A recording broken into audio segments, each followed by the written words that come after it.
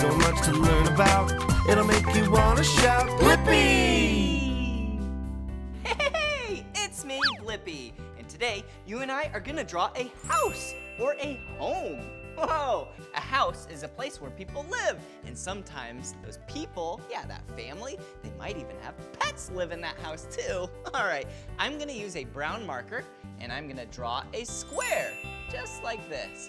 Whoa, what a great square. Now I'm gonna draw a triangle on top. Whoop, there we go. Whoa, a square with a triangle. And then I'm gonna draw some more squares for the windows so then the people can look outside. Wow, look at that. I drew a square and I made a plus symbol and made 4 squares because of that. Okay, there we go.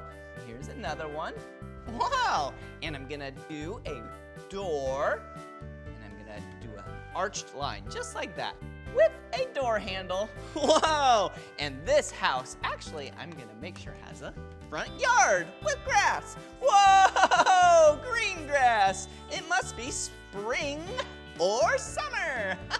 Well, I sure do love drawing, and if you want to draw more with me, all you have to do is search for my name.